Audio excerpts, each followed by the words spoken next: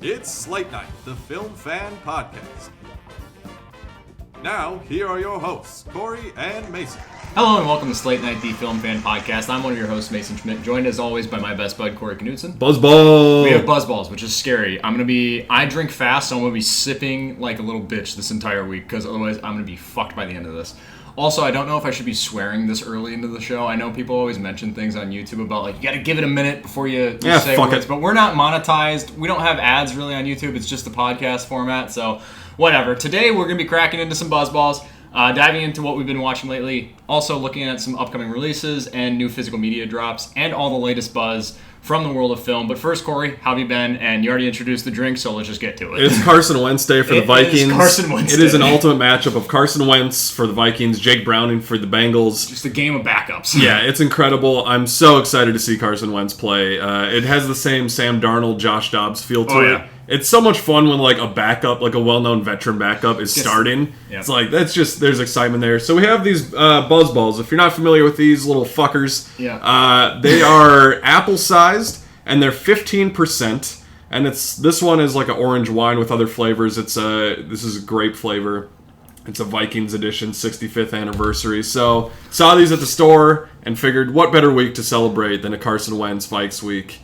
We also have some other beer. We got some Prize Course Correct Citra Pale Ale. I don't think I've tried this one actually, but it looks pretty good. Yeah, I am only going to be working on the buzzballs just because I'm a lightweight, so I'm going to go 1-to-1 with the water all episode. Otherwise, I'm not going to be coherent. I'm going to be Walter Jr. by the end of this.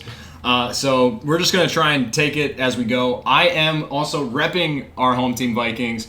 You would think, wow, he's wearing number 15. He loves Dallas Turner that much. No, you'd be wrong. My only Vikings jersey I own is a Josh Dobbs jersey, which, if you know anything about me, makes the most amount of sense for how fucked in the head I am to buy this jersey. But kind of talking about backup quarterbacks, I'm super stoked. I think Wentz and Browning might be a pretty fun matchup to watch. Sweet. We have it playing in the background, just muted off camera, so don't be surprised if we edit this later and cut to one of us just fucking eyes at the screen and just watching the game. But should be a good week. What we are going to jump off and start off this episode with, as opposed to looking back at the movies we've watched this past week, we thought it'd be great to kind of announce this and talk about this at the head of the episode.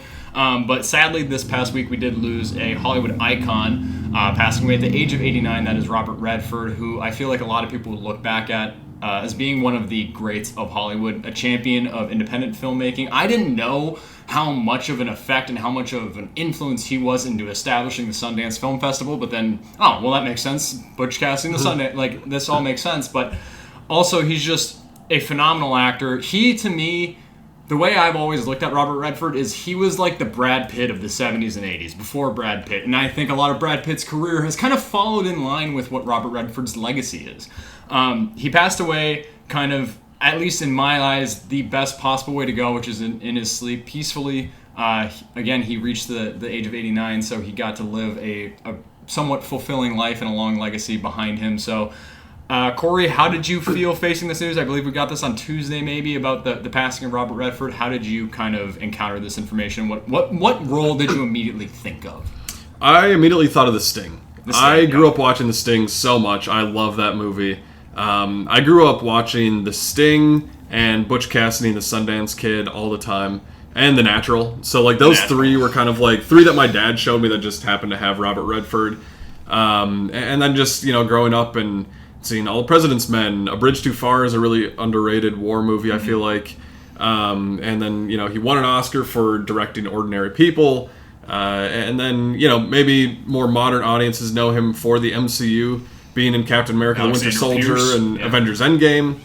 So he's really spanned a lot of different roles, and still a lot of movies of his that I want to see. I haven't seen All Is Lost. I know you enjoy that movie. Oh yeah, especially looking at a man who, into his latter years of his career, still having excellence on screen. All Is Lost is a great vehicle for an actor to just be like, I'm alone on this boat. How am I going to keep this story interesting for 90 plus minutes of just this man trying to survive? And he excels at it. Also, a more recent one, I believe, was The Old Man with a Gun, or An Old Man with a Gun, that came out, I think, in like 2018, which he's in his 80s at that point, and he still is a viable leading man, and he's just always had this charisma to him, like a Brad Pitt to the more modern audiences, but he's just so likable.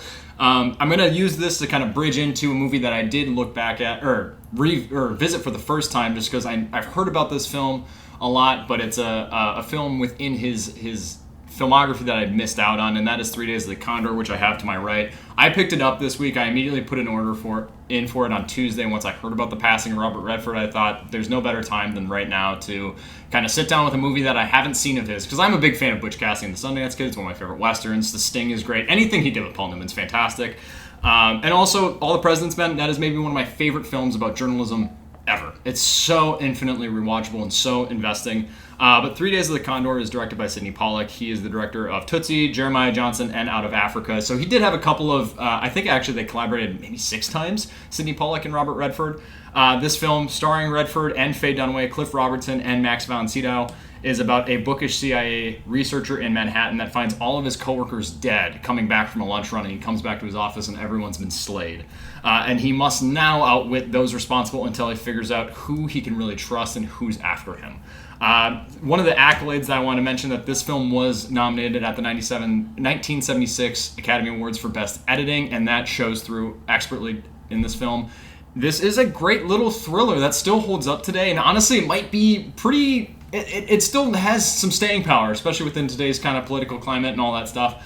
Robert Redford is a world-class actor. He could play the everyman, but also he's so like charming and charismatic where I'm like, fuck, I want to be like him. Like, damn, like he's an everyman, but he's better than me still. But he's infinitely likable. His character in this film is so intelligent, and he is trying to outsmart people that are 2 steps ahead of him, and he's still willingly and able to do it. He also has great on-screen chemistry with Faye Dunaway, so I'm not going to go in depth on this movie. It's a great film. I'm really happy I got to watch this past week. Robert Redford, it's going to be... I feel like every other week we talk about losing a great. This is one that kind of hit harder than I was expecting, and was also taken aback by it. I was like, you don't come to expect or hear or think that you're going to hear about this news anytime soon, and then it hits you on a random Tuesday, and you're like, oh shit, I didn't think about this. Like, damn, I love Robert Redford, and I think in the coming weeks I'll likely go back and revisit a lot of his back catalog of films, specifically Butch Cassidy and the Sundance Kid. The cliff jump scene where he's like, I'm not doing it, I can't swim. I love that scene. It's one of my favorite scenes between him and Paul Newman, so I'm really excited to kind of look back at his legacy and his films, also looking into some movies that I haven't seen of his. So it's a sad day for film fans and the industry as this kind of Hollywood giant passes. We say every time we mention somebody that passes away, we can live through their work and everything. I think Robert Redford especially, even just with the Sundance Film Festival every year, I mean, just promoting independent movies and that being such an important thing for him. And I think so many people would credit him for being like, wow, this festival gave me a chance to show my movie that went on to win Oscars or like got me other roles or whatever it is. So just beyond his acting, directing, just founding that film festival is such an important thing.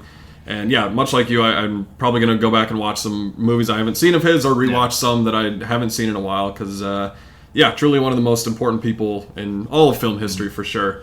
So moving into the new releases from this week, we had a couple movies that are very polar opposite. The first one is football themed. We talked about football at the top of this. It's Him, directed by Justin Tipping, not Jordan Peele. We put Jordan Peele movies out this week because Jordan Peele produced this movie. Producing's different than directing, but when many people say, "Oh, the new Jordan Peele movie, Him, is coming out."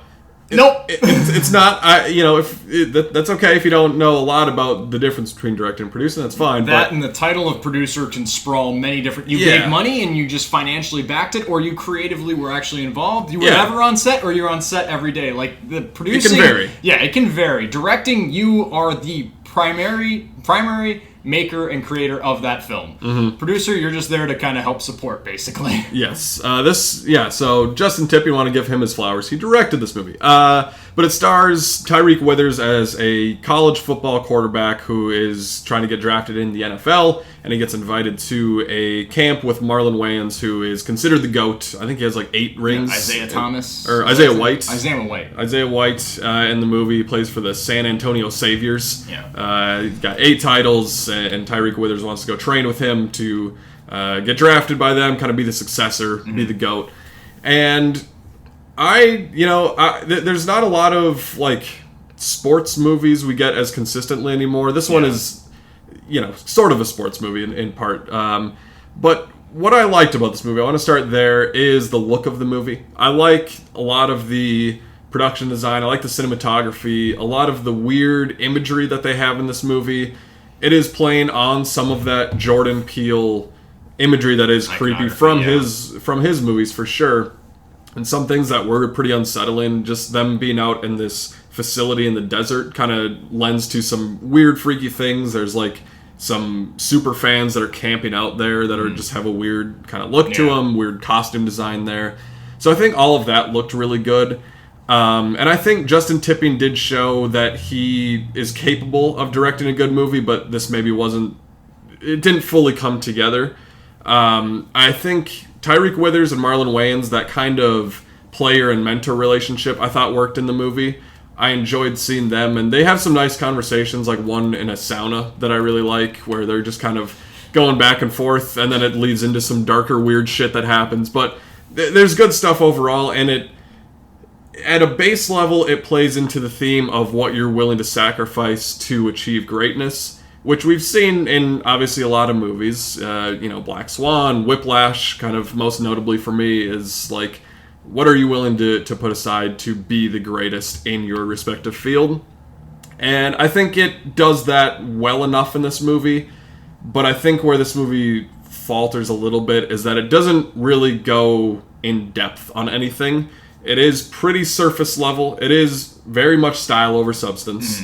Like I said, the movie looks great, it's directed well, but it just doesn't dive into those themes more. It's just kind of that base theme of what you're willing to achieve, what you're willing to sacrifice to achieve greatness, but it doesn't go beneath the surface there. So I had a fine enough time with this movie. I like that it was unique and different. I appreciate that over a very mediocre action movie or a mediocre horror movie. I would prefer something like this, where it's giving me weird shit and lines of dialogue that are just very strange and kind of oddball, but didn't really come together for me. The ending, it just kind of lays everything out for you. It's just explaining everything that's happening. So it had like a flavor of the Jordan Peele movies, but it didn't have the substance of any of them. Yeah, I'm not going to spend much time on this movie. I hated this movie. I don't think that there was really any redeeming quality here for me, aside from Marlon Wayans and his performance. It's really fun to be able to see him in more of an intense, serious role. And there's some bits of humor with that and his playing kind of against type that really works within this film. But I was so bored the entire time. There was nothing in this movie aside from Marlon Wayans that really interested me. I thought, dude, Tyreek Withers needs to get in some better work. Between this and I Know What You Did Last Summer, you are just 0 for 2 in terms of movies from 2025 that I've seen that I just immediately... I think he's good, though. Like, he has potential. I think he in this film, he's fine. Like, I didn't see anything from him where I was like, well, that was bad. Like, the performances overall, I think, are okay. Marlon Wayans is definitely the standout, like I mentioned. But this is, like, textbook style over substance. Not only that, the style has no meaning. They try to explain some of it later on, but it's just weird to be weird. I do think, although I hated this movie, I didn't really enjoy watching any of it. I do think that Justin Tipping can have a good directing career. I think visually he gave me something that was interesting, even though I didn't really love it.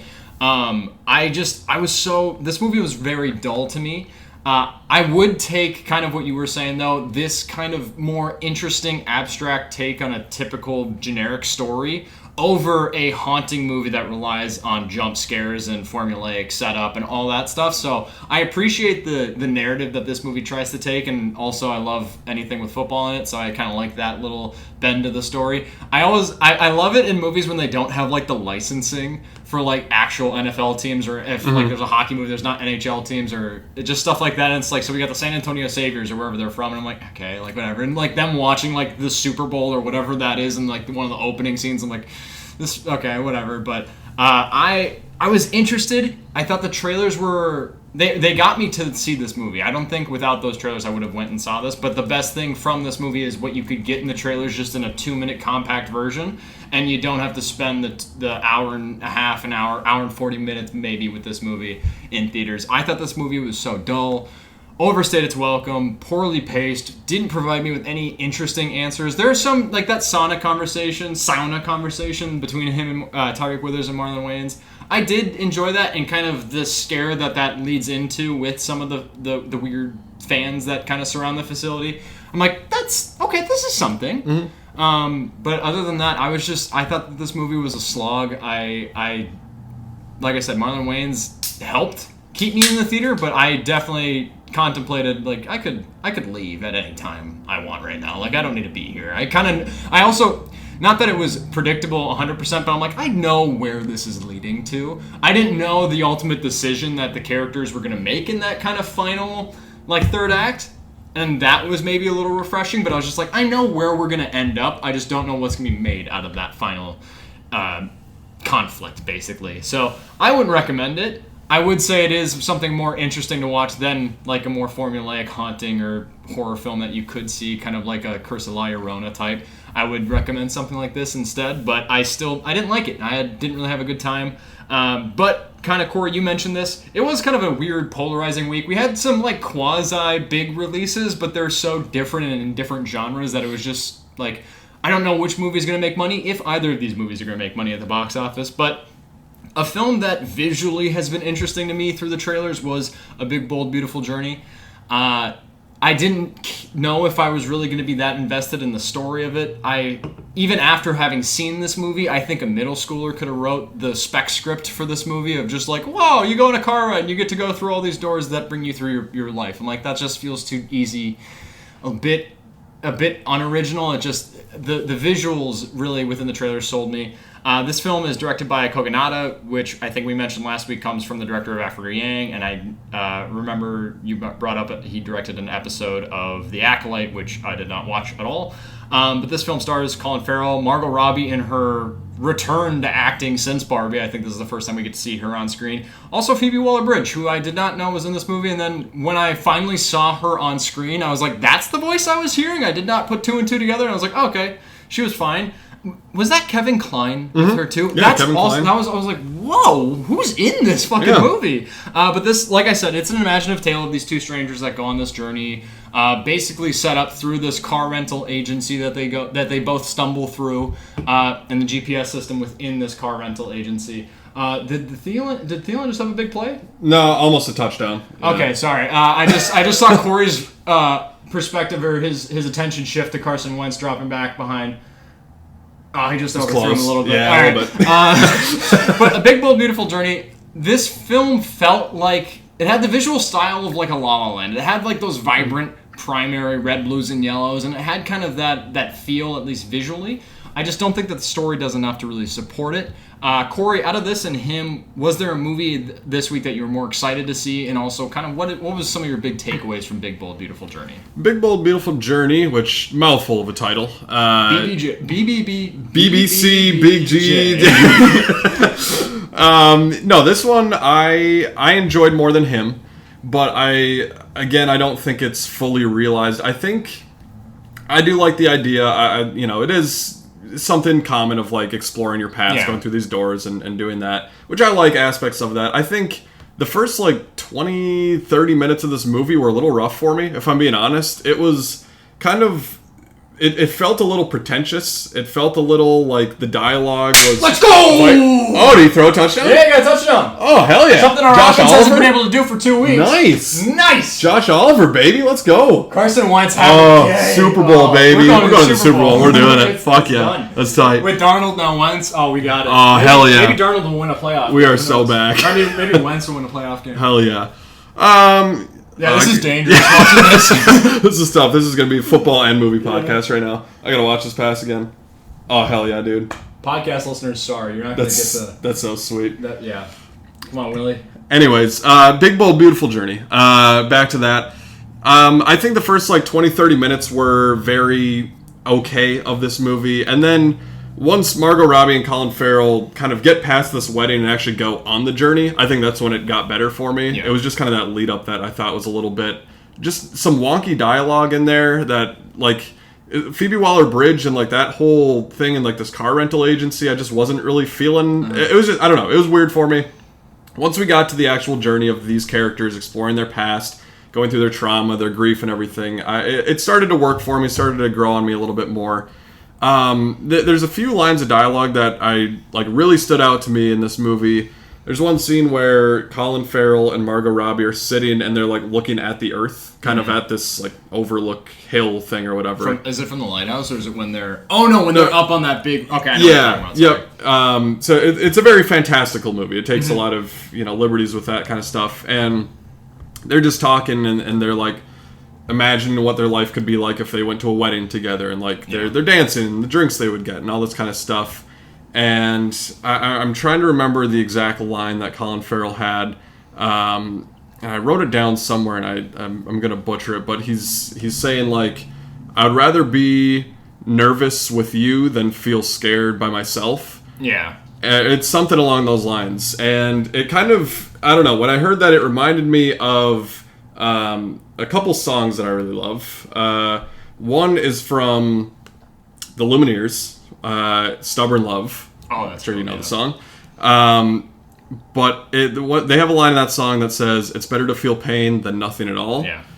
And then I also thought of a song that I know you know well, "Growing Sideways" from Noah Kahan, which is my favorite of his songs. Ever since you told me that, every time I hear it, I'm like, this is Corey's favorite song. Yeah. Of Noah Kahan. Yeah. And he has a line in that song that is kind of the polar opposite of that, where he says, "It's better to die numb than to feel it all." Yeah. So it's kind of that dichotomy of like, would you rather not feel anything, or would you rather feel everything and feel the worst of it?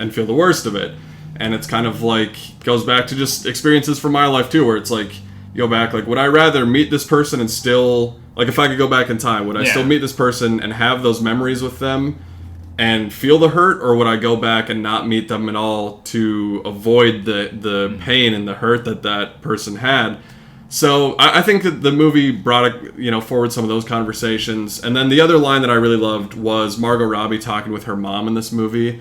They're just laying in a bed. Yep. And this is the part that got me. Yeah, and her mom is like, just learn to live content and then enjoy the moments of happiness that come from that. Yeah. And I thought that was such a sweet moment, because we're all trying to chase happiness. We're all trying to be happy and enjoy our lives, but learn to be okay with yourself and enjoy that, and then happiness will come from that. So the movie brought up some themes like that I thought worked. Not everything works in the movie. I think it kind of ends in a like, okay, I left the theater feeling good. Yeah. Like, it's fine. It's not anything groundbreaking. It's not anything like when I walked out of La La Land, which is my favorite movie of all time, like just leaving me like, ooh, wow, kind of sitting with this for a while. This was like, okay, I enjoy it. Some good lines of dialogue, some dialogue that I thought was a little bit pretentious, if I'm being honest, and didn't really work for me. So a very mixed bag for me, but overall I did enjoy it. Not one that I can like fully recommend. And I think the trailers kind of market it as more of a typical romantic movie, maybe, where it is a little bit more fantastical. It's a little bit more thought-provoking at times. It's not like your Anyone But You, or is that what the Sydney Sweeney one? Anyone But You. It's not like a movie like that. It's not like a rom-com. It's not that at all. So know what you're getting into if you're going into the movie. But I think there are some strong elements to it for sure. Yeah, I kind of agree that the beginning of this movie, before they really even get to the wedding, I was like, this is kind of jarring. Like, just because the world that they're establishing, there's not a lot of kind of reasoning set up to support why this world is the way this is, or why this car rental agency is the way it is. But it kind of, to me, it worked overall just because it made me feel like The Truman Show, just kind of like establishing something weird out there, a little bit different than like our day-to-day normal life. And I there's a point where I'm like, you know what, I just have to get on board with this and just see where it takes me. Overall, I think you liked him a little bit more than me. I think I liked this movie a little bit more than you, but a lot of the strengths that you highlighted are the same strengths for me. There are some scenes that really spoke to me, and I think that this is a film being built off of like these characters and self-reflecting on their pasts, and a lot of times, if you're an audience member, you're going to relate to that and think back during the movie damn, what if I did this different? Or think about different aspects of your life. You're like, wow, I remember this. And I think that they touch on things like Colin Farrell in high school when he was in theater. And I'm like, well, I was in theater and I can remember some of these kind of anxieties surrounded that. Or like telling a girl that you love her just to basically be completely shut off from and turned down and stuff like that. It's just, there's relatable things that I've found really touching and emotionally poignant and resonant with me. There are also things that I'm like, this is when the movie wants me to feel sad. Like, this movie's not subtle, really. There are some moments in exchanges between, like you mentioned, Margot Robbie and her mom, that really fucking sung for me. Like, my favorite part of the movie was Margot Robbie going back and being able to be in her house with her mom and getting home, and her mom's asleep on the couch, waking her mom up, and her mom just like, the amount of times I've woken my mother up, and I don't know why, moms are just always terrified, tightly wound, but you wake them up from a nap, like someone's intruded. Like, I remember waking my mom up, like, on the couch, like, hey, mom, and mom, wait. And I'm like, oh my god, shit, fuck, stop doing that. So there's things that, like, spoke to me in this film that made me think back to my own life and made me think about my mom, especially in that same scene when they're laying in bed about the whole, hey, strive to be content, and then happiness will come with that. Mm-hmm. But the part where, in that same scene, Margot Robbie this entire time, because through her mother's eyes, she sees her daughter, her 12-year-old daughter, but Margot Robbie is in her place. And Margot Robbie's like, can we stop playing pretend? Can you just, like, tuck me in? And I was just like, I know I'm supposed to feel sad, but fuck, that's hitting me a little bit. Like, so there are aspects that this film really lines up with what they're setting out to do and what it worked for me. Overall, I think the performances are really good. The world that they establish, I like that they don't try to explain a lot of it. At first, it was kind of grating to me. I'm like, what are we doing here? Where are we going? And I think that the story sets it up to be kind of, while it tries to have this big inventive way to self-reflect and look back on your lives, it does follow kind of a repetitive formula, and the pacing of it can kind of slow a little bit. But I think the chemistry between Colin Farrell and Margot Robbie was great. Visually, I thought this film was very fun to watch. I like kind of this outlandish, very bright, vibrant colors. It does kind of end in like a cliche, like tight, like wrapped with a bow and like really pretty ending. I'm like, okay, like it works. I get it. Overall, I did like it. It didn't work 100% for me. Sometimes, like you, it felt like the movie was trying to get me to feel a certain way when I wasn't naturally going that way, and this movie's not subtle. It's bold. It's very bold and kind of brazen about some things. But I would say like 80% of this film really worked for me, and I really dug it. 20% I was just like, that's fine. Like, I didn't hate really anything in this movie. There is some clunky dialogue too. I saw this movie alone, and now I'm like, I kind of want to bring my wife to it. I think she would get a lot of us and would like this movie a bit more, just because, especially when we don't really get a lot of like romance movies, at least in theaters, a whole lot anymore. And this movie feels the most like a romantic, just a straight up, not even rom-com, but like a romance drama. Mm-hmm. So I'm like, I'm kind of happy to have this film in theaters. I would like to hopefully take my wife to it, or wait for it to come out on streaming and watch it again with her. This is a movie that I'd be willing to watch again outside of its initial theatrical run, which I can't say the same about for him. But big fan. Yeah, I could see myself watching again and maybe liking it more, just kind of knowing what to expect. Or even showing this to my mother. I think she would really like this, and I think that experience could be really great too. Yeah, absolutely. So this week I caught up on a couple of movies that were released earlier this year. The first one was Death of a Unicorn, which I know you saw earlier this year in theaters. Yep. And this movie is about a father played by Paul Rudd and a daughter played by Jenna Ortega.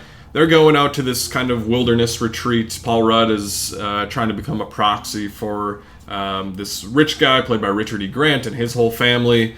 Richard E. Grant is married to Téa Leoni. They have a son, Will Poulter, who is the best part of this movie. I fucking loved him. Easily. Yeah, he's incredible. So it's basically this small group of people at a kind of out in the woods at this cabin. And on the way there, Paul Rudd and Jenna Ortega hit a unicorn with their car. And they're trying to figure out what to do with it. And they, havoc ensues and becomes a little bit of a monster movie. And pretty fun. I like this movie. I think it's really enjoyable.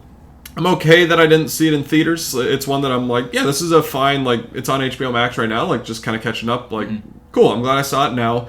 I think like I said, the best parts of this movie, Will Poulter, I thought was fucking hilarious. Yeah. He just is this like stuck-up little rich kid that can just do whatever he wants. And gets away with it. And he can just have these little hobbies of like archery, and like he has this big printer that he uses. He's like, I had a little thing with that, and I don't really do that anymore. Just all these little like rich kid things that he gets to do, I thought were great. he also just the unicorn is dead and they're like testing it, and then he just starts like snorting the shavings off the unicorn horn and has these visions. Just fucking hilarious. And just his lines are incredible. So I love like what Will Poulter has done in the last few years with his career. I think he's just awesome. And overall, I think it's just a really enjoyable kind of monster movie. Again, like sort of like him, it doesn't go that deep with anything, and it's not even really meant to. Paul Rudd and Jenna Ortega, the father-daughter relationship is pretty stereotypical of like, they don't really connect in the movie, and then a tragic thing happens, and then they kind of connect by the end of it. You've seen that before. It's nothing too crazy.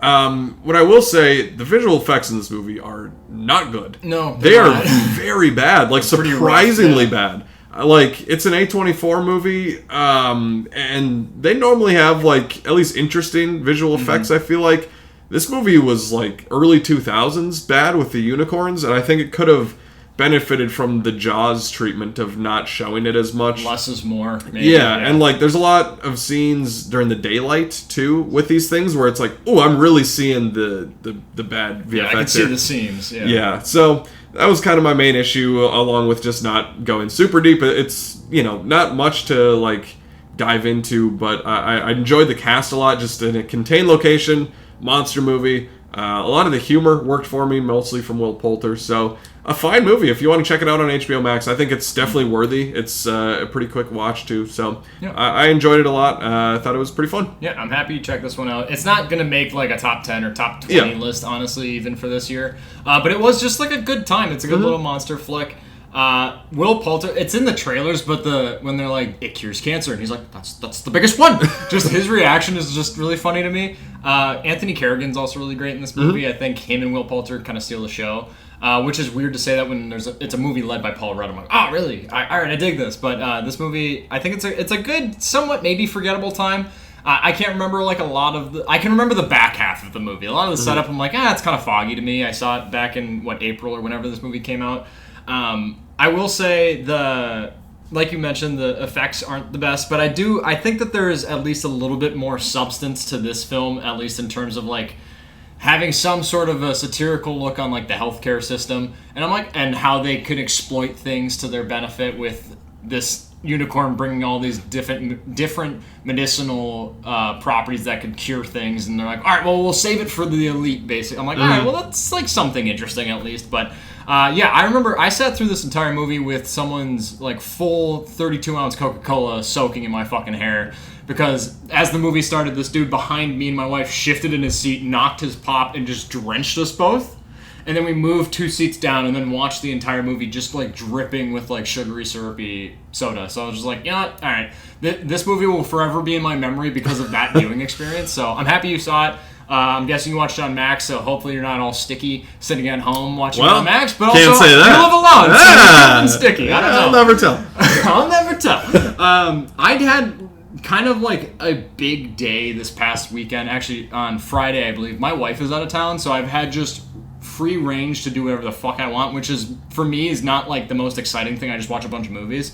So Friday evening, right after work, I went and saw Splitsville, which I'm going to talk about here, and then after that I went to A Big Bold Beautiful Journey, and then late at night I saw him. So I saw 3 movies in one day, and I will say the quality of the films started at such a high and slowly petered out throughout the evening. But Splitsville, directed by Michael Angelo Covino, who directed the film called The Climb, which also co-stars Kyle Marvin, who's also in this film. This film we mentioned, I think it was in limited release for a while. It's still showing at the main cinema near us, so I'm like, all right, I want to check this out. I need a good comedy, because this is one of those few movies where it's like, hey, we have this comedy in theaters. I'm like, that doesn't happen often. This film, is, like I said, directed by Michael Angelo Covino. It stars him and Kyle Marvin, Adria Arjona, and Dakota Johnson. This film is such a refreshing watch to have, especially in the theaters, because it is a comedy. But it's also maybe the most consistent, like, laugh-out-loud comedy for me this year. More so than Naked Gun, and I honestly can't think of many more comedies, aside from Naked Gun, that really have worked for me this year.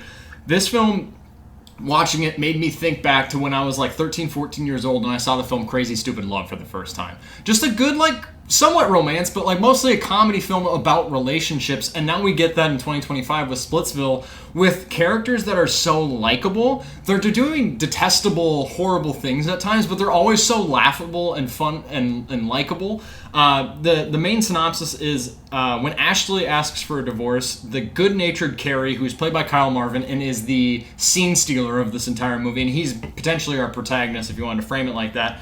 But the good-natured Carrie runs to his friends Julie and Paul for support. Their secret to happiness is an open marriage. That is, until Carrie crosses the line and throws all of their relationships into chaos.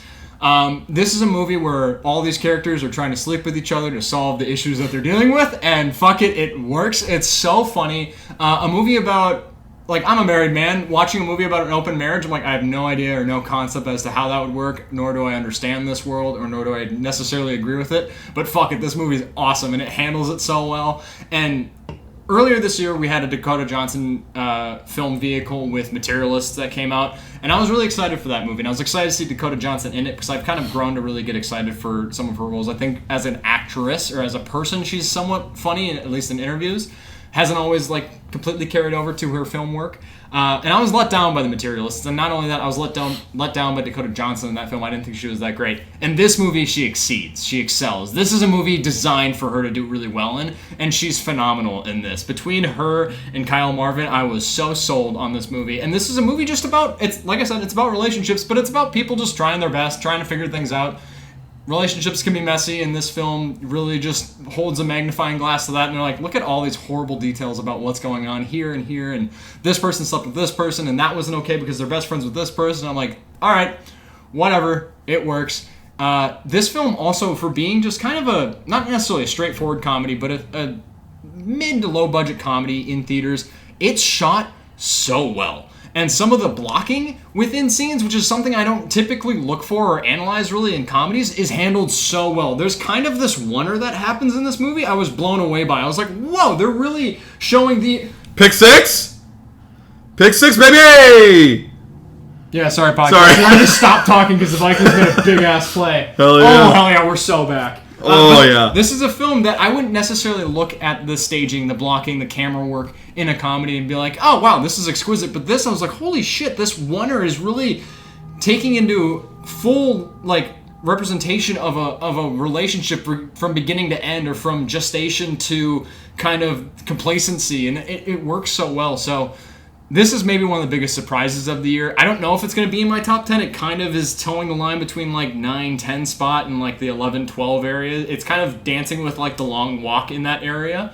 But I really dug this movie. I think it's such a breath of fresh air. It's a great comedy. If it's still showing in theaters near you, go support it because it's definitely worth your time and worth your money. It flies by. It's a great watch, and it made me feel good. And it was a funny movie. So it was a great time that I had at theaters. Corey, this is the movie I think of 2025 that I have seen that you haven't, that I'm going to be like, this is the one you should try and venture out to because it's definitely worth it. This is one that's been on my list. I've heard so many good things about it, just from so many critics and everything. So definitely curious about that one. Another sort of comedy, very interesting comedy that, again, I was catching up on some stuff this week on HBO Max. Oh, and Paul Rudd comedy. Yeah, Paul Rudd heavy week for me. I watched Friendship, which is directed by Andrew DeYoung, stars Tim Robinson and Paul Rudd, along with Kate Mara and Jack Dylan Grazer. And essentially, Tim Robinson plays a suburban dad that falls for his neighbor, played by Paul Rudd, and he's really trying to become friends with him, and it does kind of have some themes of male friendship and male loneliness and all that kind of stuff.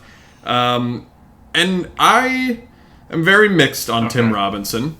For his show, I think you should leave. I haven't seen it in its entirety. I've seen a lot of the clips. I think everybody has seen the the drive-through thing. 55 burgers, 55 fries, 55 shakes. Or like the zipline thing on like the Bachelor show. Like that's the best one. There's some stuff of Tim Robinson that I absolutely love that I think is hilarious, and then other stuff I'm very mixed on. So kind of half and half, and that's how I feel with this movie. I felt like I was gonna love this movie and really like it, and I ended up thinking it was okay. I don't know. Tim Robinson, I think, has a lot of funny moments, and it is, I don't know if it's like a dry humor or like how you would categorize it, really. Absurdist humor. Yeah, absurdist humor. It's an interesting kind of subgenre of humor, but a lot of this movie kind of fell into Tim Robinson just screaming and yelling, which was funny like the first time, and then he kept doing it and just screamed all the time, and then I was like, okay, that's not like comedy, that's just you being loud, which isn't funny to me really. It's just like do some jokes and like have good writing. I don't know. There is funny stuff in this movie for sure. I chuckled, a few times, and I enjoyed seeing the relationship, and it is like a very cringy comedy for sure. Like you're just kind of like, don't do that. Say that to him. Don't, he's just being weird. Like, don't put soap in your mouth right now. That's weird. That's strange. He breaks the sliding glass door. Yeah, like there's some stuff that works, some that doesn't, and it's, I don't know.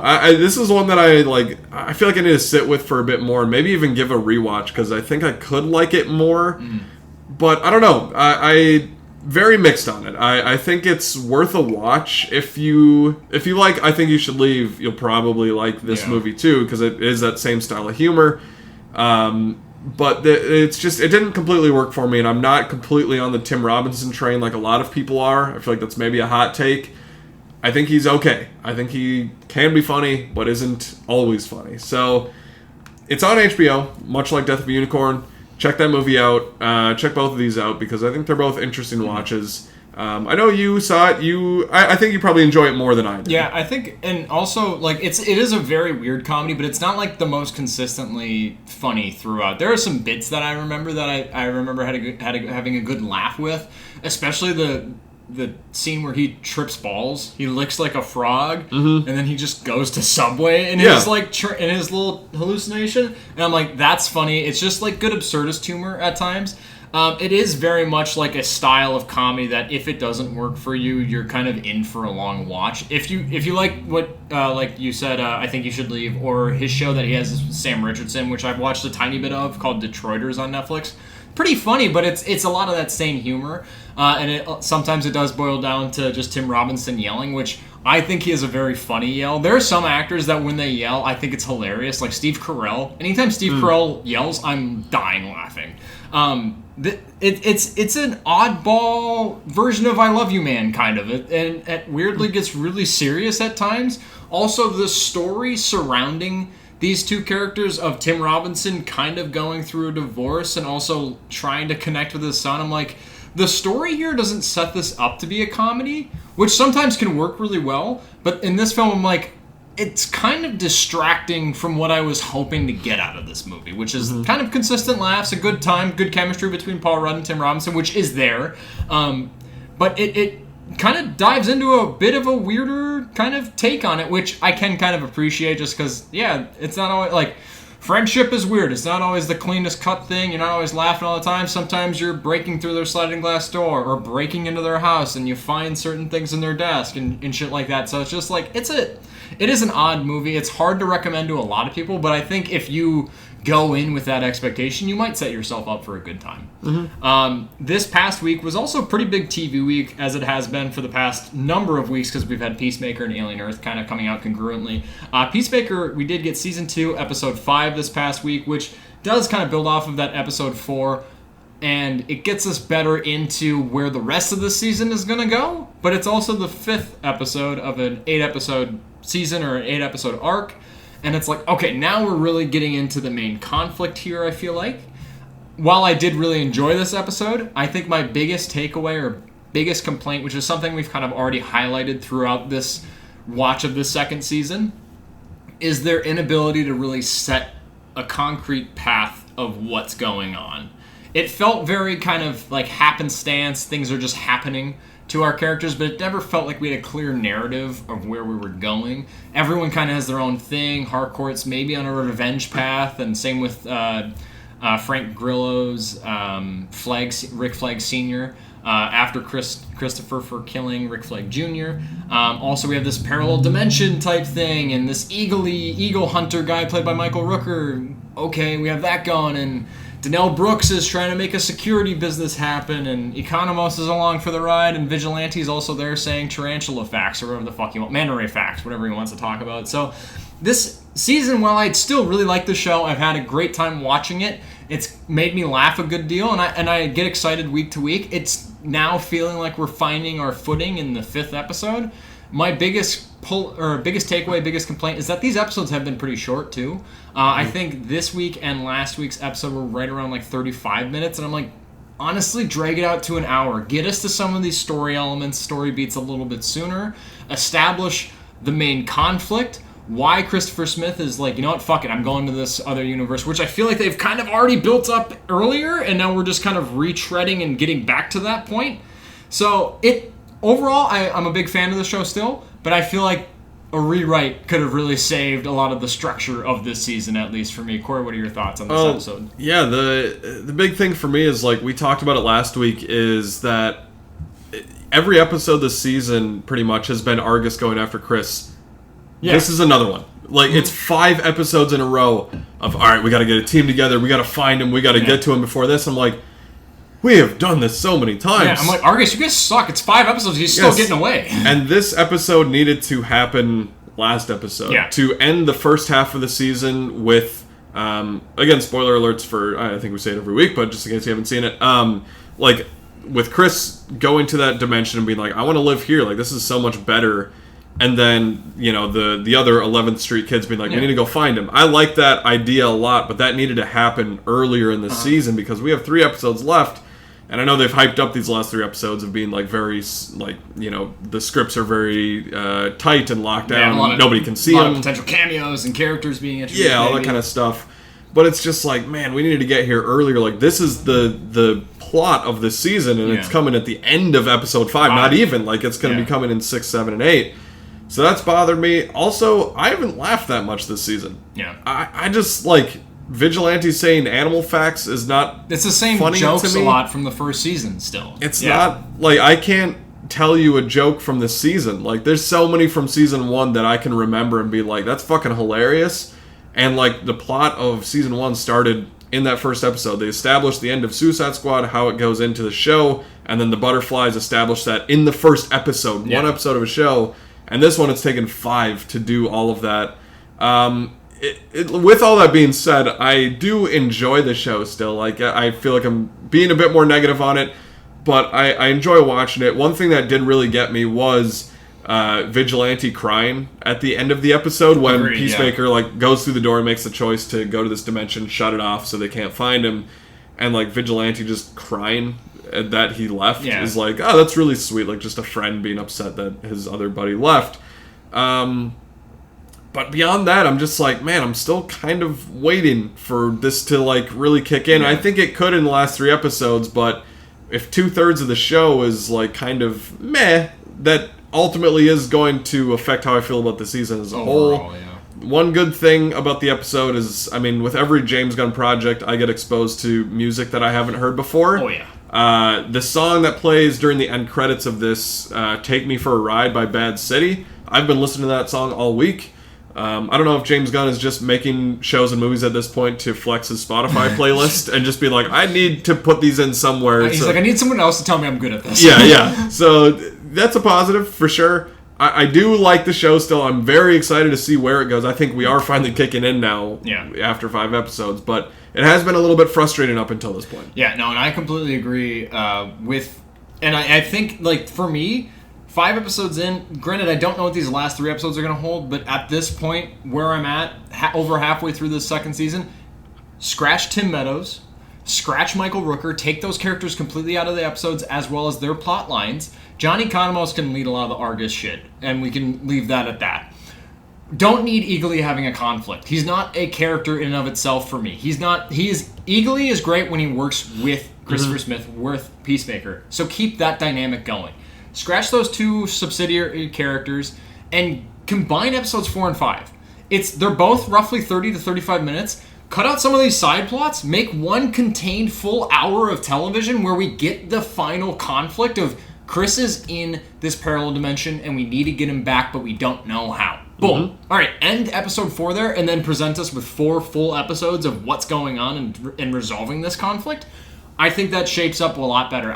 It just feels like, especially with some of the comedy, it's James Gunn comedy, which a lot of times works for me really well, but it just keeps going. It just doesn't have like a clean cut to it. And like, also, I don't fucking need Judo Master in any of this shit. No, I hate Judo Master. Judo Master in the first season, I'm like, you're fine. Judo Master still somehow being around, I don't need that character. I'm not interested in that character. I don't think any of the lines that character has is funny. I don't need another fucking shot of this kid eating hot Cheetos. It's not funny. It doesn't work. I don't see how they keep trying to make this character relevant. Judo Master is a complete waste of time and derails the story, takes away from the plot. Just give us the characters that we've grown to love.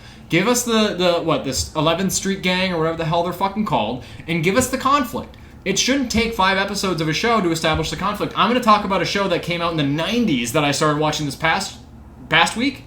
Yesterday, I watched the full first season of. In the pilot, they established all of the main conflict so well. I don't get how we're this far. Again, this is a show I like. I don't get how we're this far into it, though, and we don't have a great through line, and we have all these subsidiary characters and conversations that don't really fucking matter.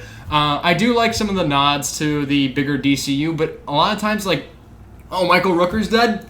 Why was he ever a part of this show?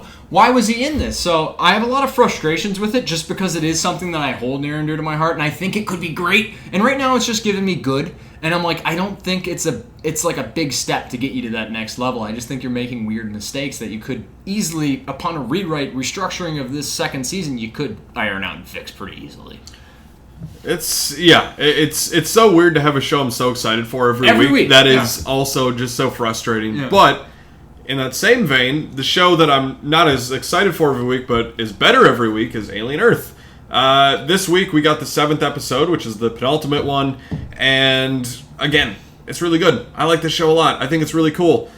This one we get, the scientist, I forget his name, but he had the face hugger on him in the last episode, and then the kids are trying to bring him out to the beach to, get him to Morrow and to Yutani and everything, and that's the great thing about alien projects, whether it's a movie or a show, is anytime somebody gets a facehugger on them and then the facehugger comes off and you're just waiting for the chest burster to come out, it's just like you're just on edge the whole time. So like, how much time does this guy got? They're like walking on the beach and he's like, no, I'm feeling alright. Like, guys, we can go back to the facility. It's fine. It'll all be good. You're like, when's it gonna happen here? Didn't see what happened to you. When's it gonna happen? And he's like kind of remembering things. He's like, a little foggy the last couple days. So that's just the inherent nature of the Alien franchise building up tension really good. That, and not to cut you off, but the thing that will always be funny to me because of you and something that you said is anytime in the Alien franchise they focus on the facehugger and they're going to try and get a facehugger off of someone's face, the tail, just cinches around the neck. They're like, okay, try me. Like, actually I'm going to get tighter on. There's also a part in this episode where one of the kids is trying to feed water into the scientist's mouth as the facehugger is on him, and the claws of the fucking arms are just like, no, stop it, stop doing this. I'm doing something. So hey, fuck off. Come on, I'm trying to get an egg in this dude right now. Stop it. What a bad sentence. Pause on that. Hold up. I'm trying to get an egg in this dude. But you know what? It's still good. I don't know 100% how I feel about Wendy, the main character played by Sydney Chandler. Her being able to communicate with the xenomorphs, kind of iffy on. I'm like, I don't know, this feels like something that franchises try and do when it's going on for a long time. Like Jurassic World did it a lot with Chris Pratt being like, well, we need to communicate with the raptors. The fucking hands thing. The fucking... Blue! Stay back. Blue! All 3 Jurassic World movies with Chris Pratt did that. And this one, I get that. It's not as bad, but it's like, well, what if we did something different? Which I appreciate, and it is this hybrid thing, so it is a little bit different too. But it's like, a xenomorph is just a fucking killer, man. It's trying to survive. It's like... It's an animal. I don't know if I'm 100% on board with that. But I am excited to see next week's episode is the last of the season. I think it's been consistently really good, consistently better than Peacemaker. So yeah, I like it a lot, and I'm very curious to see what next week holds. Yeah, this isn't my favorite episode of the season, but still being one of maybe my 4th or 5th favorite episode, it's still exceptional. And I like, again, what this show does with kind of bringing this franchise into new directions and introducing the Neverland kids, basically. I really do dig this, and I actually really have come to enjoy that aspect of Wendy being able to communicate with the xenomorphs. I do think that there is a kind of a breaking point to where I'm like, all right, now it's gone too far. So that's still kind of reserved to be seen for me. I think that this episode was maybe the more kind of generic of this season, but in doing so, it's like it falls more in line with some of the alien stuff of like there's a xenomorph. This is our conflict, this thing trying to kill us and we're trying to get out of it. This is the episode that feels somewhat the most different from the rest of the season for me, but I still really did enjoy it. And I don't know where this show is going to end in its first season, and I find that really exciting. So I'm really stoked for next week, or this upcoming week, I should say, and episode 8. And while I wouldn't say Peacemaker has been worse than Alien Earth, some weeks I like Peacemaker more, some weeks I like Alien Earth. I think Alien Earth has shaped up better overall in its story arc and its narrative to where I'm like really confident in this finale that we have to look forward to. Whereas Peacemaker, I'm like, you guys got a lot of work to iron out. You got shit to figure out right now. But I'm excited for both shows. Alien Earth, again, it coming out on Tuesday and being able to get that ahead of Peacemaker, sometimes that's a benefit just because I'm like, all right, awesome, fantastic. You're good. You stay right there. Now let's look at this guy. But I'm excited nonetheless for both shows this upcoming week. I did mention I started a rewatch. My wife's out of town. A show that has been on my mind for the past couple of weeks just because I'm on a little bit of a David Lynch kick is Twin Peaks. Came out in the 90s. Started with the first season of 8 episodes, really tightly made, and then we had there's a car just everyone's honking outside. Living in Minneapolis, there's either just someone laying on the horn, someone cutting across traffic, or someone rear-ending you at a stop sign, which happened to me on Thursday, but we won't get into that. Twin Peaks. First 8 episodes in that first season, then the second season we got I think it's 22 episodes, so I have that to stare down. I finished the first 8 episodes, which is all of season 1, just yesterday. This is a show created by Mark Frost and David Lynch. David Lynch has directed a number of episodes within this show, starring Kyle MacLachlan and Michael Ontkean, I believe. Kyle MacLachlan plays maybe one of my new favorite characters in all of film or television, as Special Agent Dale Cooper. An idiosyncratic FBI agent investigates the murder of a young woman in an even more idiosyncratic town of Twin Peaks. Kyle MacLachlan as Agent Dale Cooper just is a man that loves black coffee and cherry pie, and he wants to solve a mystery, and he's good at it because he finds details and stuff. This is a good detective story, and it's set in a world where the town that this mystery is taking place is as interesting, if not more interesting, than the actual mystery. This is a show that plays with a lot of David Lynch tropes. You get kind of like that surreal imagery in at times, and you get a lot of good detective work, good dialogue, weird humor, also some horror elements. I was really surprised at how often I was laughing during the first season of the show. I'm really excited to continue on watching the show. I initially started watching this because I am more of a movie guy, and David Lynch directed the film, which is a prequel to the series called Twin Peaks Fire Walk With Me, which is about Laura Palmer, the murder victim, her last day on Earth. I'm really excited to watch that movie, but in order to watch that movie, I need to get through these first 2 seasons, which this first season, 8 episodes. The pilot is an hour and a half long. It's a mini movie, and it's exceptional. It is one of my favorite pilots, favorite episodes of television I've ever seen. I think it's the best episode of the season. But every episode within the season is so fun to watch just because the vibe of it, the setting is so good. This little Twin Peaks town, this is such a great show to watch, especially around this time of year of getting into fall and kind of September, October. But I am so sold on this show. This season also wraps up on a massive cliffhanger, but being as that it's 2025 and I'm not watching the show as it's releasing, I can just go right into the second season and see how that gets resolved. But I'm really excited to continue on with the show and then watch the movie after season 2, as well as they did a little return season in, I think, 2017 called Twin Peaks The Return. I'm excited to watch all of this. I'm going to work through all of the show. Hopefully in the month or 2, I had to get a Paramount Plus subscription, so I'm going to try and act fast and get through this stuff just so I don't have to get it re-upped for a second month. So hopefully by the end of this month or mid-October, I'll be able to report back to you on my complete viewing and watch through of Twin Peaks, as this is a show that I've been excited to watch for a while, and it's really just killing it for me. I'm a big fan of this, and I can't wait to see where it goes. I have not seen Twin Peaks. Been on my list for a long time. Would you say that it's more accessible than a lot of David Lynch's other stuff? Very much so. It's not as surreal and like out there and weird in his typical like nightmare-esque way of like what you'd see in Eraserhead or even like a Mulholland Drive. This is more of a kind of a straight up detective story of just this FBI agent comes to a small town, and the small town is weird. This show at times feels like it has elements of Coen Brothers to me. So I'm like, this is very accessible if you're a David Lynch fan, but you're like, you know what, Eraserhead doesn't do it for me. It's way out there. I like Elephant Man because that's more of a straight up story, but this is a good entry point. Granted, I'm only 8 episodes in. I know from clips I've seen and other shit that I've seen, just kind of as being a fan of film and TV, you hear about Twin Peaks. I already know who killed Laura Palmer, even though we don't find that out until midway through season 2. I already know who did it, just by being a fan of David Lynch.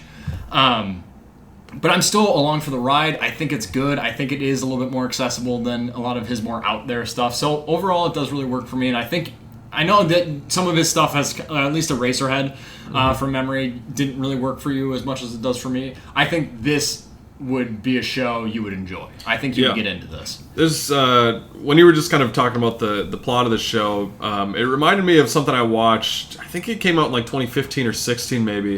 It was a show called Wayward Pines. Do you ever remember that show? No, but I heard about it. I remember. Yeah, M. Night Shyamalan was involved in that, and Matt Dillon was like this Secret Service agent that goes to this weird town to like try and find these couple agents, and it just kind of reminded me of that. But Twin Peaks is something I definitely want to watch. I know I will watch it at some point along with the movie and the return show and everything. So glad that you finally started it. I'll probably after hearing.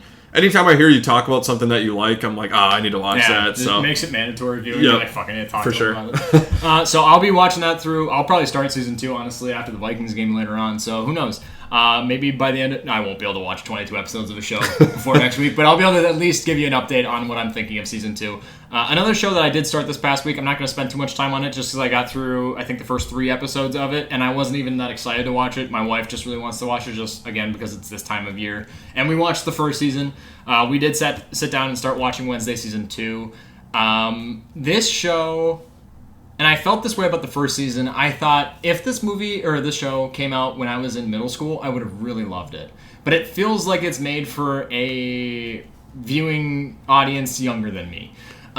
This feels like a show that if ABC Family was still pumping out like Pretty Little Liars, this would be the show that would come at like 9 p.m. Like this, it just feels too like family friendly and doesn't have a whole lot of bite to it, but it is still enjoyable, and it does satisfy a lot of like the fall spooky-isms and the need for that.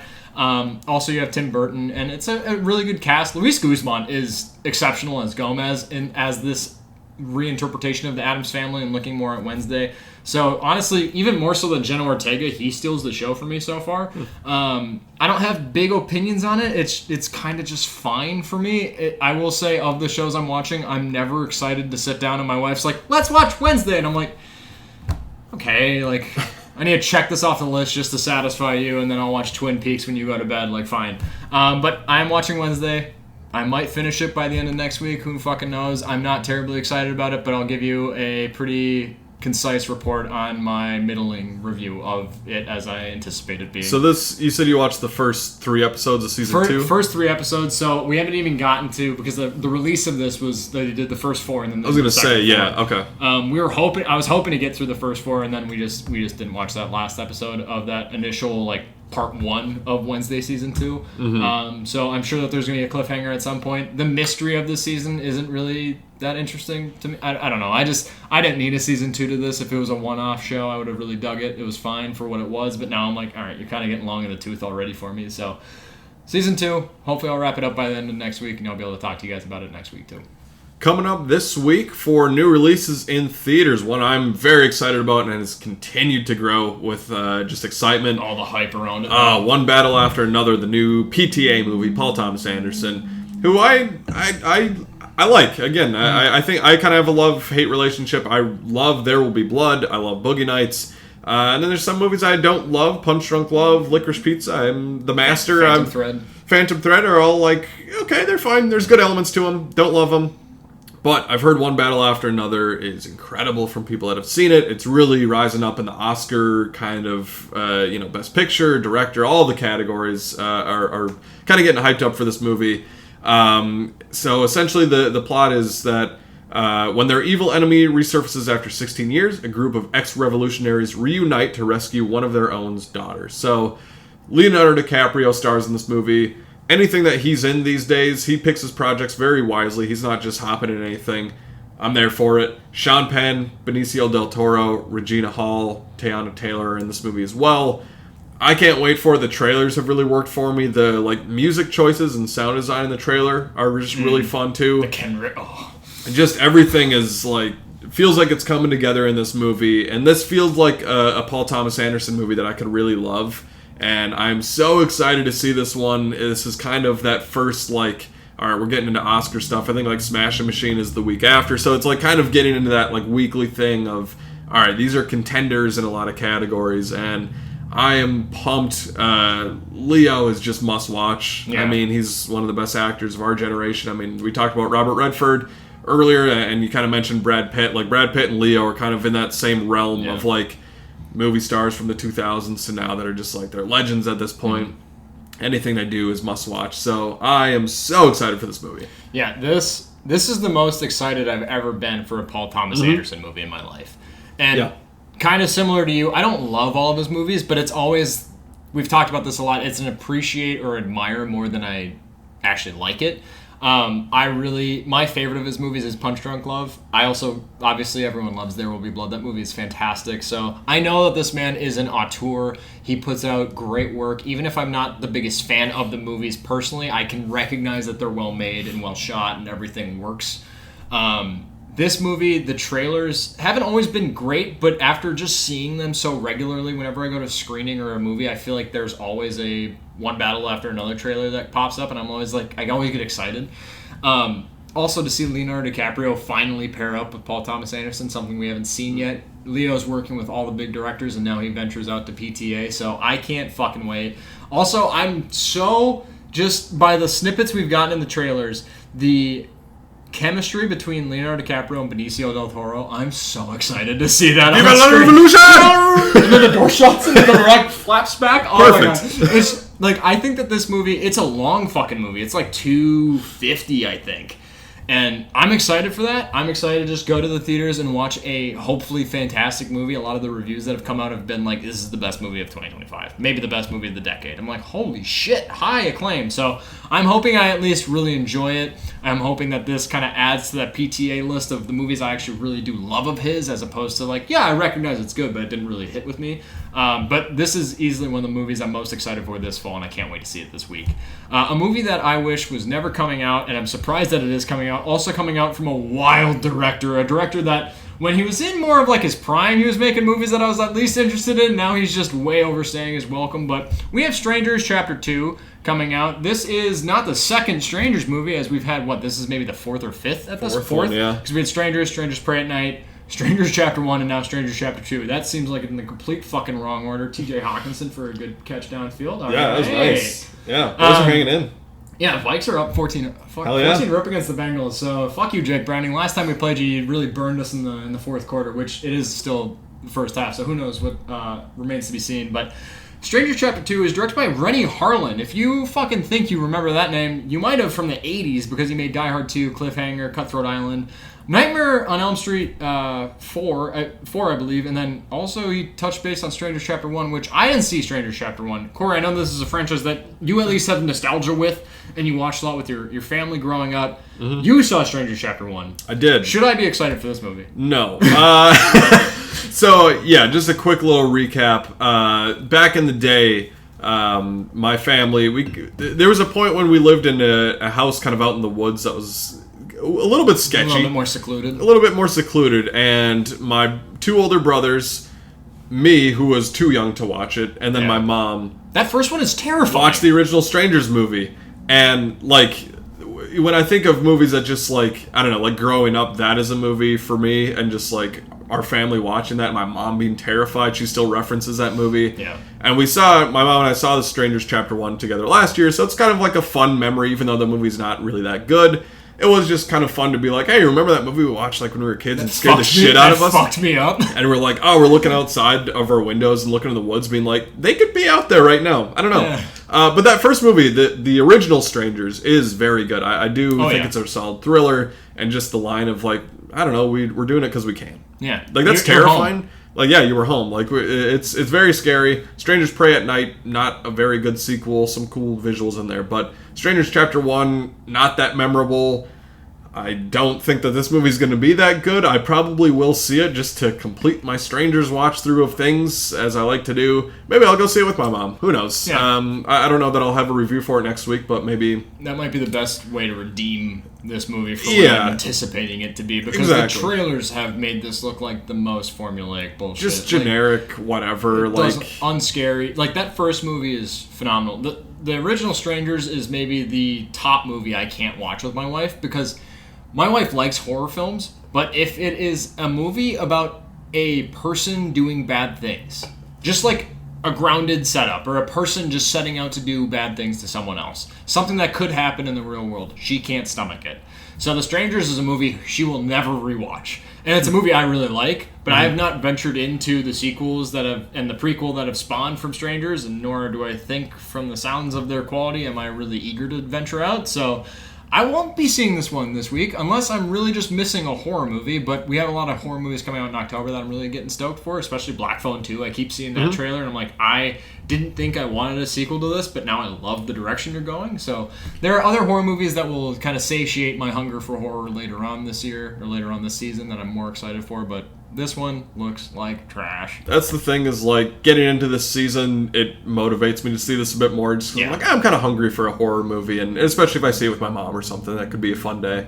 The other movie coming out this week, which I know Mason is just stoked for, is I put the show notes together first, which is a rarity. Usually Corey gets to it first, and I left this one off, and then I come back and he put it on. So I'm like, why are we talking about this? I want to include everything that's coming out because I don't know who watches. I want to cover the big things coming out. If there's someone young enough that's excited for this movie that should not be listening to me talk about boners weekly, swearing nonstop. Like, I found out my grandma listened to an episode of this, petrified, absolutely terrified. She shouldn't hear the shit that I say on this. Well, we've got Gabby's Dollhouse, the movie, coming out. I think there's a Netflix show or something. I don't know a show somewhere, or maybe there was movies before. I'm not really sure. Anyways, I'm gonna read the synopsis, and we'll move on. We'll see. Yeah. So Gabby and Grandma Gigi's road trip takes an unexpected turn when Gabby's prized dollhouse ends up with eccentric cat lady Vera. Gabby embarks on an adventure to reunite the Gabby cats and retrieve her beloved dollhouse before it's too late. Layla Lockhart Craner is the lead of the movie. I think she plays Gabby, maybe? I don't know. Kristen Wiig is also in the movie. Tara Strong shows up. She's the villain, I think, of this movie. Kristen Wiig. I've seen the trailer like once or twice, I've seen it once, and that was too many times. You know what? I don't want to exclude any things. I know this is getting a wide release. So if you're excited for the movie, if you have kids that are excited for the movie, this could be a watch for you, opposed to the other kind of heavier movies from the week. That's true. Movies are for everybody. So good counter-programming here. Exactly, yeah. So this could be something. I don't know how well it will do. I don't know if there's a big Gabby's Dollhouse fandom. You never know with these things. Sometimes movies pop off and do really well.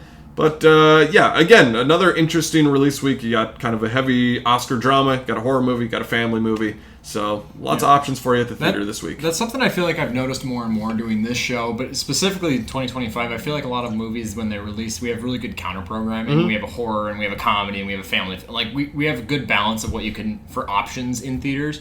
Not that I think this past weekend with Big Bold Beautiful Journey and him are going to do gangbusters, nor do I think this upcoming weekend. I know, one battle after another is coming from Warner Brothers. And there's a lot of talk surrounding, will this be the 7th film from Warner Brothers in a row to break 40 million box office wise in its opening weekend? I don't think so either. Yeah. I think they're tracking like maybe 25 to 30 million. And I'm like, 32 would be right. Probably the ceiling for it. So I'm hopeful for all these movies to do well just because I want the theater business to thrive. The picks for this week, outside of one battle after another, I don't know what the fuck I would go see. So it's kind of nice going into a week where I'm like, there's one movie I need to go see, as opposed to last week where I'm like, I need to do some cleanup work. I almost saw, Twinless? That not Logan Lerman. Dylan O'Brien. Dylan O'Brien. Yep. I confuse them all the time. So I'm like, all right, there's a lot of movies I need to see and catch up on. So I had a big watch week this week. Might be a little bit lighter. Maybe I'll get more Twin Peaks in my on my screen this upcoming week. But in terms of physical media roundup, in terms of what we purchased lately, I already brought it up earlier. I did buy the Kino Lorber 4K Blu-ray of 3 Days of the Condor. that Robert Redford film from the 70s. It is a really great watch. I got to watch it last night and I had a great time with it. Max von Sydow is awesome in everything. He's never turned in a bad performance, and he's a great kind of quasi-villain or antagonist in this film, so I really did enjoy that movie. I also, only because I saw it, I had no anticipation or expectation that I was going to pre-order this Steelbook, but I pre-ordered the Blu-ray 4K of F1. That Steelbook is mint. It is sexy. It has the coloring I wanted it to have. It had. Like, I wasn't anticipating buying a Steelbook for this movie, and then I saw it, and I was like, yup, okay. I can't wait to rewatch that movie. It is a movie that I've really loved from this past summer, and the score is, like, every once in a while, like, I don't want to buy every single movie I've seen, just because I don't have the space to house all that. But with a movie like F1, where it's a little formulaic at times, but it's such a great summer movie, I'm looking for an element that's really going to sell why I need this movie in my collection. And the reason for buying this movie specifically was Hans Zimmer's score. Just the opening of that slow zoom in on the racetrack, and you have the score kicking in, and you have Brad Pitt round. I'm like, yeah, I need to own that. So I'm so excited for when that Steelbook gets here. I have no idea when the fuck it's releasing, but I can't wait to add that to my collection. That movie has sat really well with me. Oh my god, yes. I think we talked about it when we reviewed it in its opening week, but it is just like a throwback, like 80s, like... Yeah, Days of Thunder, Top Gun. This isn't like the deepest movie, but it's just like, this is a crowd-pleasing movie. The scene when he's just like flying at the end, not flying, but like when he's just like, everything goes silent, and he's just like, I'm just the only person here right now. That is stuck with me. Track. The music during that scene, too, is so incredible. So, yeah, I love F1. We have a big release week coming up this Tuesday, the 23rd. Mithrigan 2.0. Yeah. Mithrigan 2.0 is coming out. We have a lot of 4Ks. We have some Blu-rays, some Steelbooks. The big one is Superman 2025 coming out. The Steelbook is really nice. It's the Fortress of Solitude. And then the 4K, just the regular one, has a lenticular slipcover, which is really cool. I wish it had a Blu-ray with it. It sucks. I hate... Do the combo pack. Do both. I hate it. Like, Warner Brothers does that where it's like a 4K in digital and then a Blu-ray in digital. I wish it did both, but I might be tempted to get that lenticular one. I'm a sucker for lenticular. Yeah. If you don't know what that is, also, that's when you like... I don't know. Like Let me get on my soapbox here. Some people don't know. I guess like we collect things a lot. It's a term I never knew until I met you, and I was like, all right, this is going to be my best friend. Yeah, like it's like when you have the thing that like you have it one way and you turn it and it flips the image and you kind of move it back and forth. Yeah. And it's really cool. It's like Clark Kent and then Superman. So it's really cool. I'm excited for that. And then 28 years later, that's coming out. You got a cool 4K Steelbook for that one as well. You mentioned Mithrigan 2.0, also a 4K Steelbook for that. I've debated on that, even though I didn't really like that movie a whole lot. I'm like, it's kind of a decent if like, I know Black Friday's not as big as it was for movies, but like if that were to be on sale at like Walmart or something this year, even though I don't like that movie. I wonder if they will do a Black Friday, because they did like kind of a... From memory last year, it's sort of like they're still phasing it out, and I'm like, well, now it's kind of completely phased out at this point, aside from like maybe Walmart and Barnes & Noble. So I'm like, what would there be? Well, even like Target last year had one stand. It was like maybe 10 to 15 movies that they had. I hope they do that still. I don't know if they will. A couple other movies. One that I'm actually very curious about is The Home, which stars Pete Davidson. It was a horror movie from earlier this year. I've heard some pretty good things, actually. Like, it was pretty solid, so I'm curious about that. 40 Acres, we talked about. We saw it at the AMC Screen Unseen earlier this year. The Last of Us Season 2 has a nice 4K Steelbook coming out.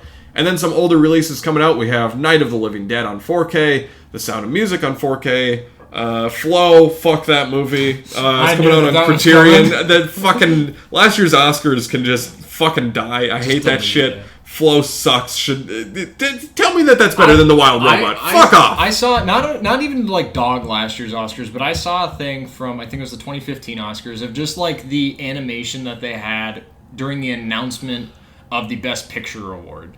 And they like Birdman and Selma and all these movies. I was like, holy fuck, 2015 was a gangbusters year. And it's like, I can't say the same about some of the more recent years. Especially. Who's talking about Nora? Who's still talking about that movie? Well, also, like, it's hard because, like, I feel like you and I are the only persons within our like friend group that are gonna actively talk about that movie, and even we're just also like not, at work the biggest or like fans of it. I don't know. I just don't feel it. Anyways, Yeah. I've gone on my Oscars rant from last year. Whatever. I don't need to scream again. Flow should not have won Best No, The Animated Wild Feature. Robot's so much better. Inside Out 2 is so much better. Animation-wise, like, sure, it's cool that this one person did this, and it's very independent. He's a weird guy. You're a weird not fucking gonna make cat dude. I'm not gonna make judgments You're about a weird it. fucking I'm just dude. gonna say that the animation is cool, but the movie around it isn't good enough to support what is the best animated feature film. Anyways, this Fucking is dog a shit. rant that we will continually have. Whatever. Anyways, the other thing coming out this week, we have Corpse Bride on 4K, Airplane 2, the sequel on 4K, and then the Sean Connery movies, the Sean Connery Bond movies 6, are coming out on 4K. I think they had like a steelbook thing maybe like a couple weeks ago or months ago. Now they're just coming out on like singular 4K, which is pretty cool. I'm assuming they'll do that for the Roger Moores and all the other Bond movies. At some point, I could see them doing that. Moving into some movie news for the week, we had a couple trailers that came out. One I was really excited for, which is Anaconda. Saw this on the release schedule all year, and I'm like, we haven't gotten any information about this. Yeah. We don't know what this is. I haven't seen the original Anaconda movie from 1997, so I'm excited to watch that. That is a masterpiece that like regularly aired on the Sci-Fi Channel growing up. I've seen that movie too many times. It's awesome. It's so bad, but it's awesome. I'm so excited to watch it. And just hearing about this reboot, remake, whatever they were doing, I was like, I don't know, do we need this or whatever? The trailer comes out on early this week, maybe Tuesday, Wednesday, something like that. And it stars Jack Black and Paul Rudd. Great cast. And directed by Tom Gormican, who did The Unbearable Weight of Massive Talent. Love that movie. Incredible movie, another very long title. But the concept is that Jack Black and Paul Rudd are part of this friend group that want to remake the movie Anaconda. Mm-hmm. And they go out into the wilderness and they actually encounter a big snake, and the plot of Anaconda happens.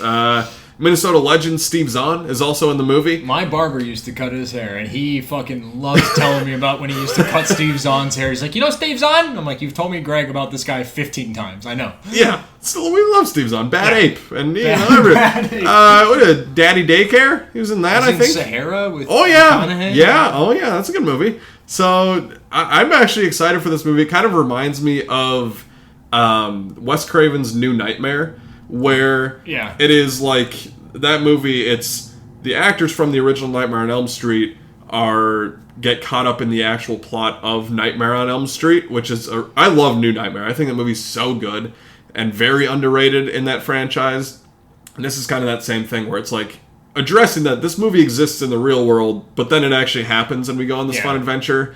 And I think that's a perfect way to do this, because if you just did a remake of Anaconda, it's like, okay, even though I haven't seen it, it's just like, it's okay, whatever, like, sure. But I think this is a really fun route, and I think just Jack Black and Paul Rudd being the two stars is like, yeah, that's perfect. This is a lot of fun. The other trailer I just want to mention quickly from this week is The Housemaid, which is coming from Paul Feig. A very interesting director, especially in the past few years with like A Simple Favor, both of those movies. Last Christmas, I actually kind of enjoy. I didn't see that. It's a pretty fun, Is like... Is that the one with... It's Amelia Clarke. Amelia Clarke. I was Henry gonna say Golding. Sarah Connor from Genesis. That's right, Genesis, yeah.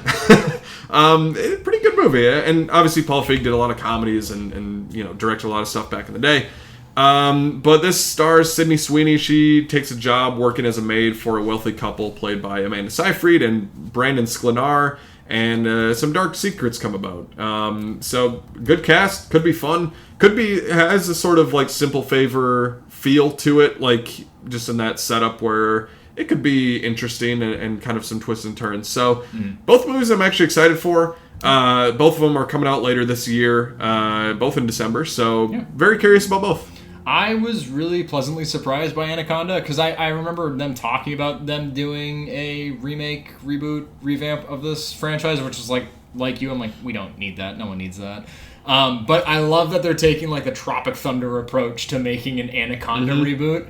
I'm also, I don't know if they outlined, I'm guessing they're not, but when I heard about the trailer before watching it, I was like, so are Jack Black and Paul Rudd playing themselves in it? Which I'm so happy that they're not. Yeah. I'm happy that it's just like these two buddies that love the original film. They're like, we're going to go make it. We're going to go do it again. and then shit hits the fan. I think the premise and the setup of this film I'm so sold on, and it looks just like a good fun time at the theater. So I'm excited for that movie. Quickly, it has skyrocketed to some of my highest anticipated for the rest of this year. Now, also, I'm really interested in it coming out in December. Specifically, I'm like, really, around like the holiday season? That's where could be a sleeper Christmas hit. It could make a good chunk of money, especially because I can't think of many comedies that are really on the slate for that month. So that I'm excited about. The Housemaid is obviously an adaptation of the book by Freida McFadden, she's a famous mystery thriller novelist. So I've heard good things about the book series. So I know that there's, I think, some sequels in there as well.